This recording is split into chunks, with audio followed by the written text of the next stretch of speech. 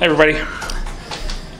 So this may actually be one of the nerdiest days, geekiest days of my entire life. I'm here presenting at B-Sides Pittsburgh. My daughter is finishing up the Girls of Steel robotics camp over at CMU, and tonight is the Martian New Year celebration in Mars, PA, with people from NASA coming out to talk. So it's a whole day of weird stuff. All right. So this is not your typical technical talk. In fact, it's not technical at all. It's almost all pictures. And like Jono, I apparently have a really acute taste for very long words in titles. So, Systemic Vulnerabilities, an allegorical tale of steampunk vulnerability to Aero-Physical threats. And that's not a mouthful at all. Jono said there would be a quiz. This is the quiz now. If you haven't memorized this yet, this is your last chance. So, I actually want to talk about a story that goes all the way back to the late 19th century and follow that through to today. So I need to cover about 137 years in the next 25 minutes, so it's going to be quick. But we start in Paris in around 1878 with this guy, Jules Verne. And Jules Verne, as you may know, was one of the earliest science fiction authors. And in the 80s, he was thinking about heavier than air versus lighter than air aircraft. He wrote a book called Robert the Conqueror that included the whole story was about included this flying airship thing that was part of the debate between whether or not heavier than aircraft or lighter than aircraft would essentially win the day. And keep in mind, this is about 10 years after he wrote Around the World in 80 Days. So he'd already done the balloon thing, and now he wanted to do flying helicopter ships, which is really cool. I think the Avengers stole the whole aircraft carrier, hover carrier thing from this. So this is the 1880s, and Jules Verne writes a book talking about heavier than aircraft. And keep in mind, like at this point, this is pure science fiction. No one has ever gotten anything heavier than air off the ground. There's no powered flight yet. So let's jump ahead a couple of years and come back across the ocean from Paris to Chicago. This is around 1890, and Chicago had some traffic problems. There was most cities had just kind of gotten to the point where the population was growing in cities. People are moving in from the farms. The Industrial Revolution has been going on for a while, and you've got a lot of traffic that requires people to start planning for things. So you have an architect like Daniel Burnham, who is known for designing buildings, but he really started getting into city planning around this time. He had a couple early successes, and gradually, eventually in 1893, was named the lead architect or something along those lines for the Chicago World's Fair.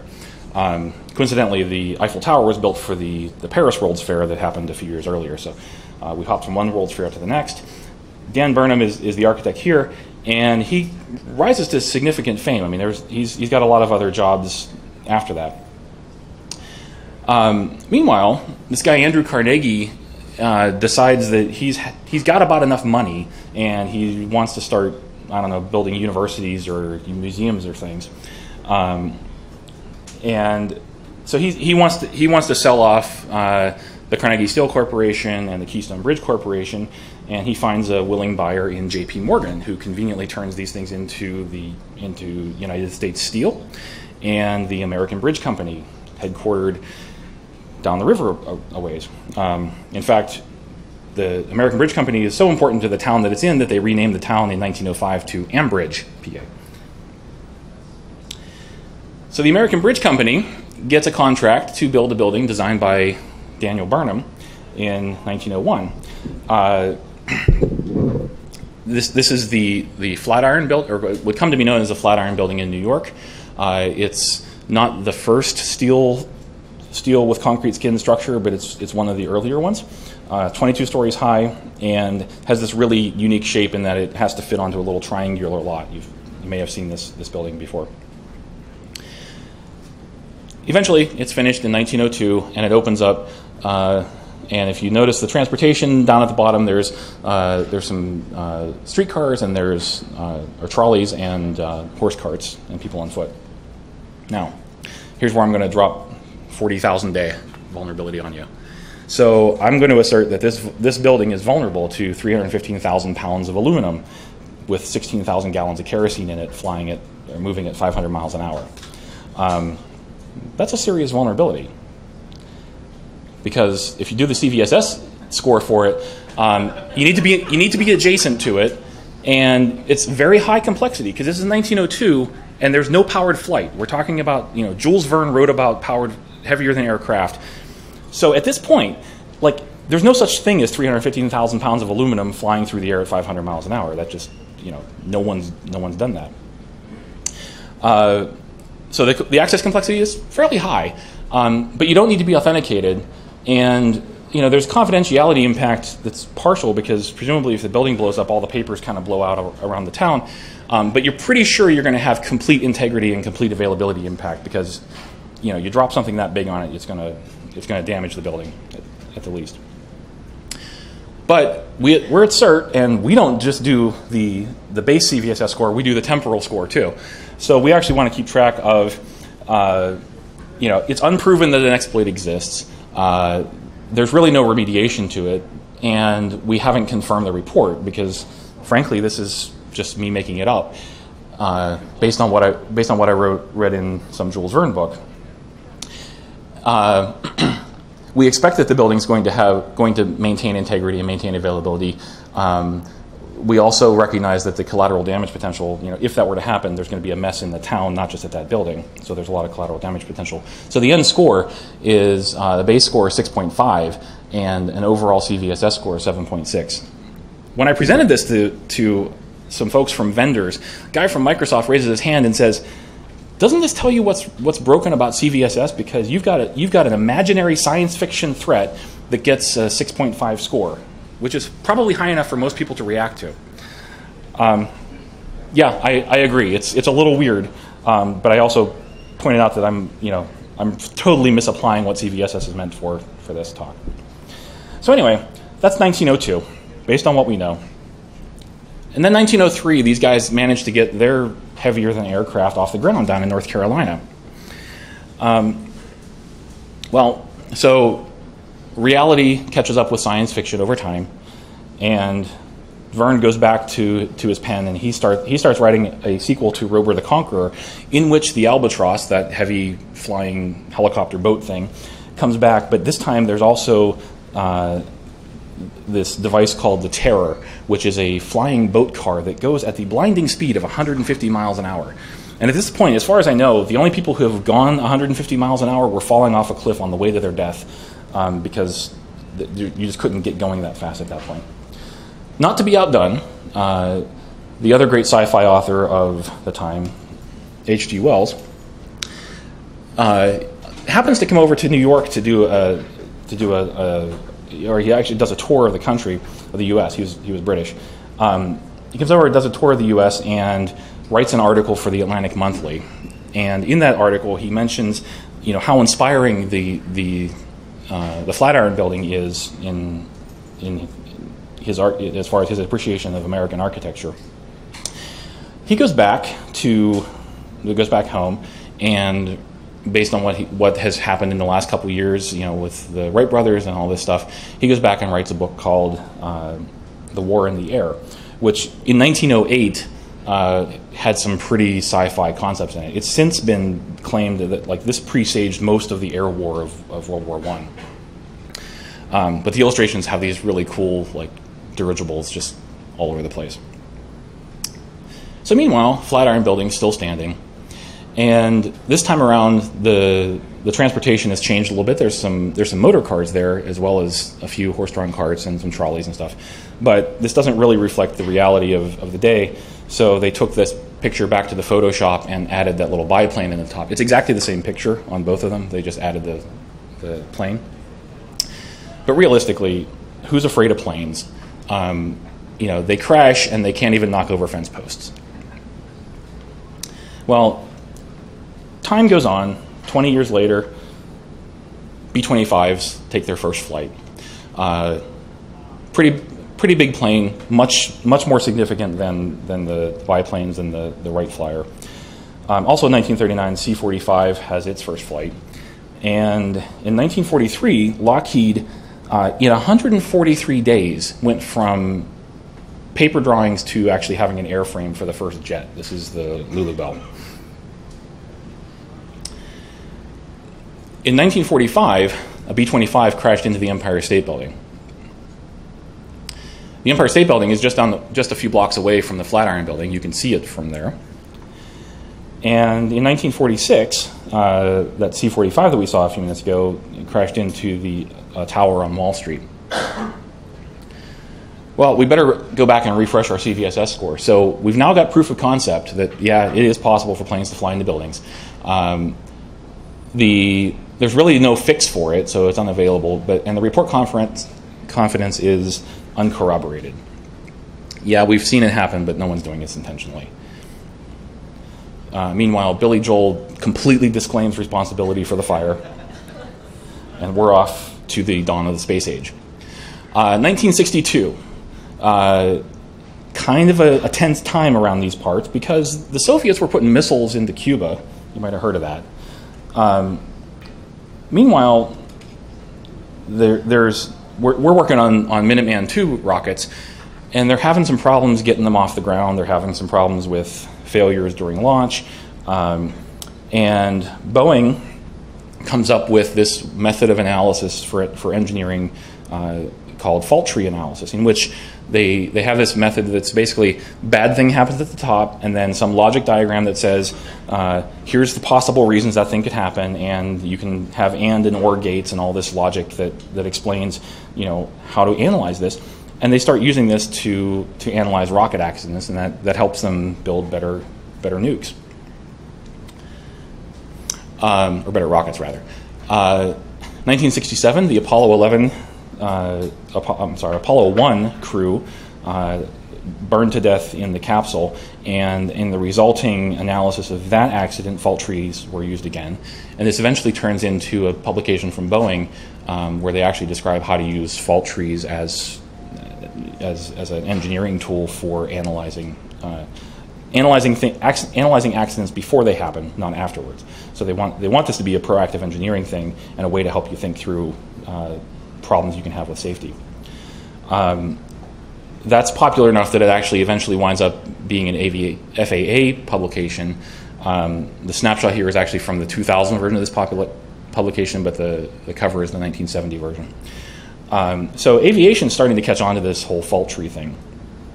1979, a couple miles east of here, 3 Mile Island has a bit of an accident, and very quickly the Nuclear Regulatory Commission comes out with a fault tree handbook that says, hey, this works for aviation, we ought to use this for analyzing nuclear plants as well.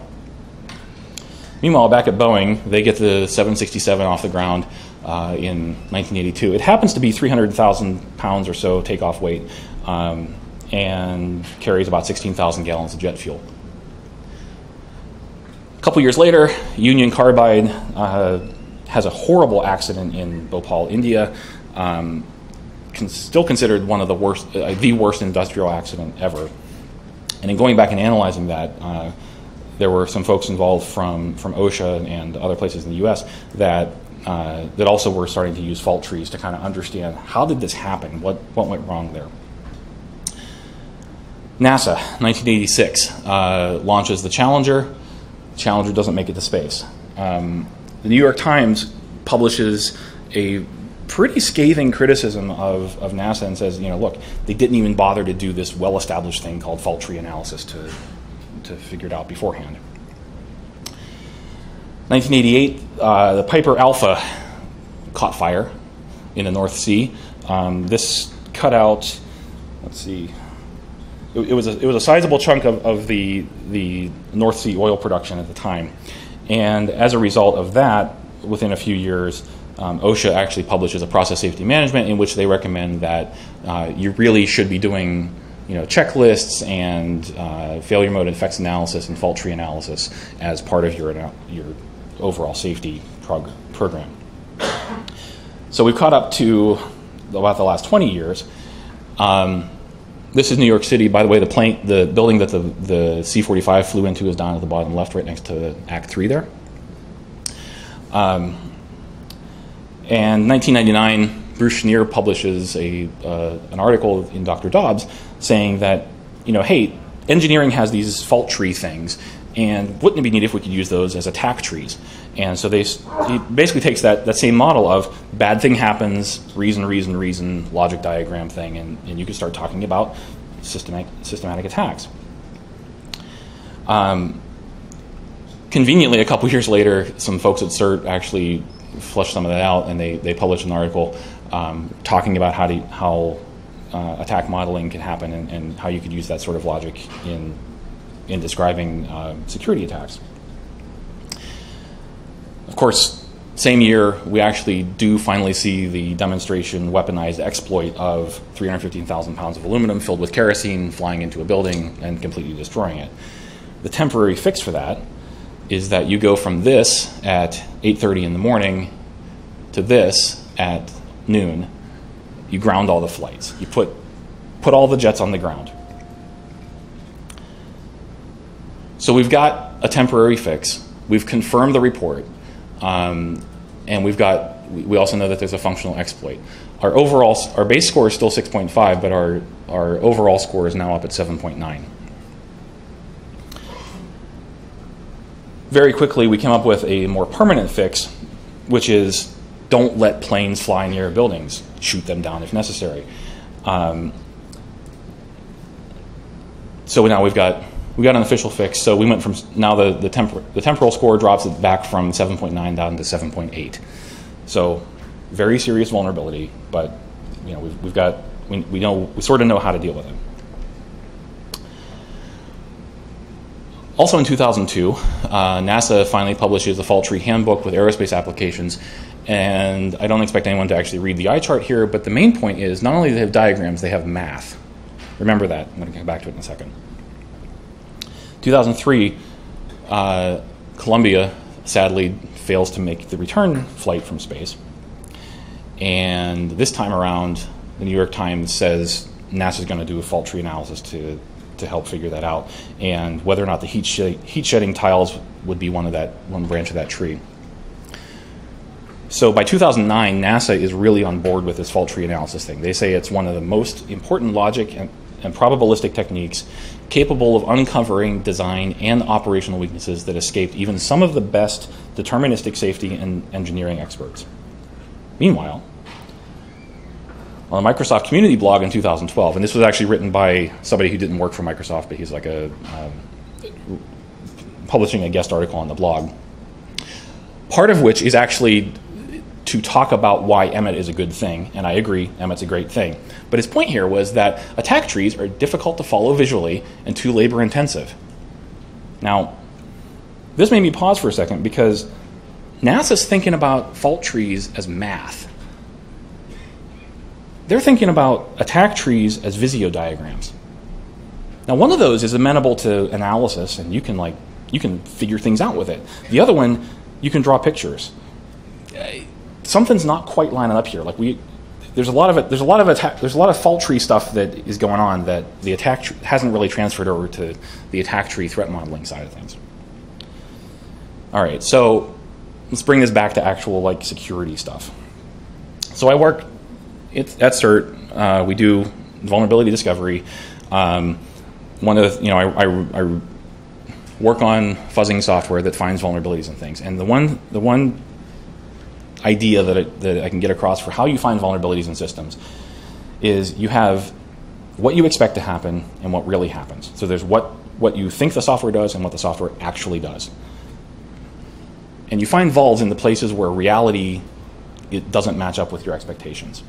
So any vulnerability you've ever encountered probably fits this diagram, and if it doesn't, I'm curious to hear it because I haven't found any yet that don't really fall into this scenario. So given that, let's talk about this idea of build security in. Great idea. If you can do it, do it. When exactly should the people who built the Flatiron building have built those defenses in against planes? Because remember, when they started, it was sci-fi. No one expected that planes were going to be a thing. In World War I, planes weren't that big of a deal. In World War II, we demonstrated that buildings would survive plane crashes twice in New York City, right in plain view of the building you're trying to protect. At some point, it seems like somebody should have done something, but I don't think there's any point where you could have built the security into that system. So realistically, how harshly should you judge the people who declined to defend against threats that even science fiction hadn't really talked about when the system was deployed? So the takeaway on this is that vulnerabilities can arise because the world changes around the system, even if the system itself is just sitting there minding its own business and remains unchanged. Now that's an interesting point and kind of a neat observation, but where does it become a problem? Well, Dan Geer, talking at the NSA about a year ago, was talking about embedded systems without remote management and long-lived. So you couldn't patch them, but they're going to be out there forever. So long-lived and not reachable, long-lived and not patchable, like that's kind of the same problem as putting a building in place and technology advances and advances and advances, and eventually you wind up with vulnerabilities that are present not because of the building changed, but because the world changed around it. IoT and long-lived systems kind of have the same problem. So with that in mind, how long do you expect your next refrigerator to last? And how about your next car? How about your light bulbs? So you can buy Philips Hue light bulbs on Amazon. They're $100 or something for 3. They come with this little hockey puck that you plug into your network. The bulbs have a 15,000-hour lifetime use. The warranty is 2 years. How long do you think you're going to be able to get patches for that? So the lifespan, the bulb is like 10 years. So how long are you going to be able to get patches? This is a threat model that I did for that bulb system about a year ago on some work we were doing. And we wound up and found that it had a vulnerability which has since been patched in the Philips software. Interesting thing was it was a vulnerability in the DNS resolver that made it susceptible to cache poisoning. If you guys remember the 2008 Kaminsky bug, there's actually some things that go back over a decade. And it turns out that the DNS code that was in that was from an IP stack written by a guy back in the early 2000s. He open sourced it, and then it never got touched again. So we actually wound up and found this vault by looking at the Hue stuff, but it turns out it was actually in the IP stack, which is in other operating systems like Contiki, which is this IoT operating system. We reported it, we took care of it and everything, but I don't think Philips is really planning on a 10-year lifespan of patching vols in their software in their light bulbs. So what are we going to do about this? Well, if you're building these kind of systems, you're building IoT things, you're building control systems, anything that has a physical lifespan that's measured in decades or long time frame, please design for adaptability to environments that become more hostile over time. The second point here is that threat modeling and attack tree analysis have a lot to learn from the folks that do safety analysis. The safety people understand fault trees. They understand failure modes effect analysis. There's all sorts of things that you can talk to them about. And part of what we've failed to do so far is get the point across that when you bolt a network stack onto a thing that's been engineered for safety, you may not be safe anymore. I don't think you can be safe without without security if you've got those two things put together. So that conversation, that conversation needs to happen, and it's about us, the security folks, starting to talk to, maybe starting with the safety people, starting with the engineering people, but talking in a way that they can understand this is why this is important. And some defense mechanisms. Field upgradability is really important. You should be able to upgrade things after they're deployed. Layered defenses, planned obsolescence, stuff that's out there for too long. The world may change enough that it's not possible to secure it anymore. Also, read more science fiction. So we've got a few projects at CERT that are kind of hitting in this space. I already mentioned the vulnerability discovery and our systemic vulnerability programs, where we're really trying to reach out less to the traditional software vendors and more to the people who are they're relatively new to the internet connected stuff, but they've been engineering stuff for a while. So we're trying to have that conversation, on automotive or industrial control, IoT, medical devices, all of those fronts. There's also some work going on at the SEI on model-driven architecture, which can actually emit fault tree analysis from architectural models. So how did I get the idea for this presentation? This is the view from my office at CMU back when I was at the other building. And if you ever noticed, if you were outside in Pittsburgh for very long, these KC-135s are always flying around town.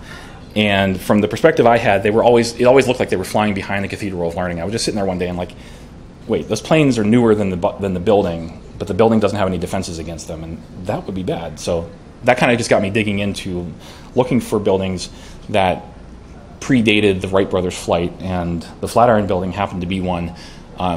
Conveniently, it had the Pittsburgh connections to go along with it, but that's the origin of this story. Hopefully it gave you some things to think about, and I'm happy for any questions if you got any.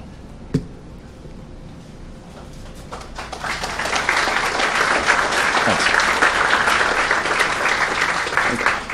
Question? You talked about putting numbers to that fault tree. Mm-hmm.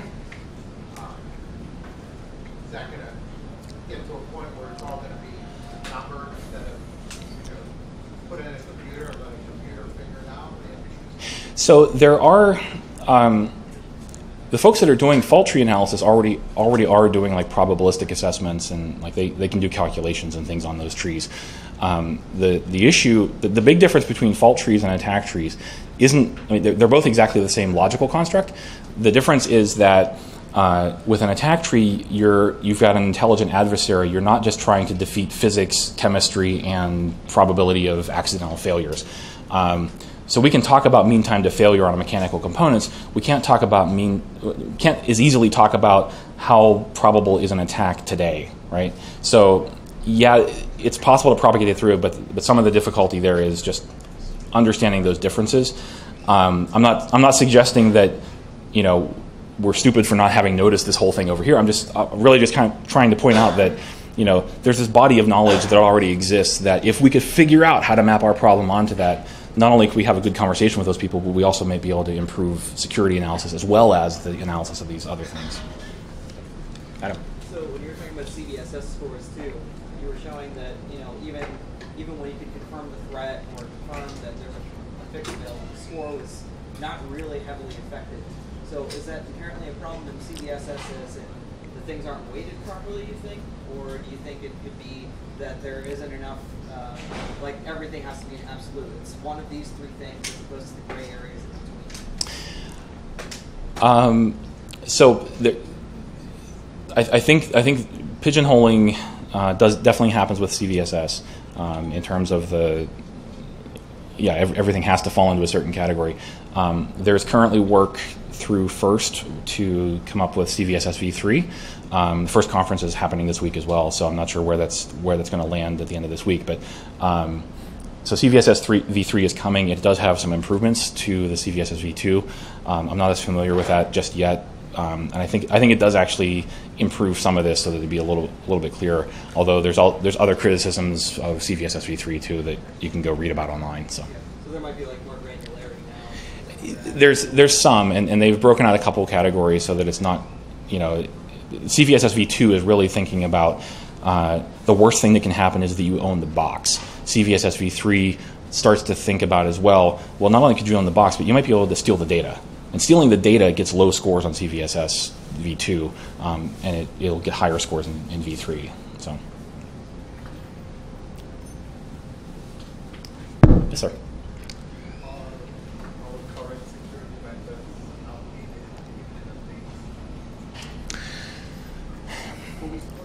Are the current security methods outdated for the Internet of Things? I think it's. I'm not sure that we scale well enough in our processing. And we've run across, even with Android apps, we found 24,000 vulnerable Android apps last year, and that just about broke everything in the coordinated vulnerability disclosure process.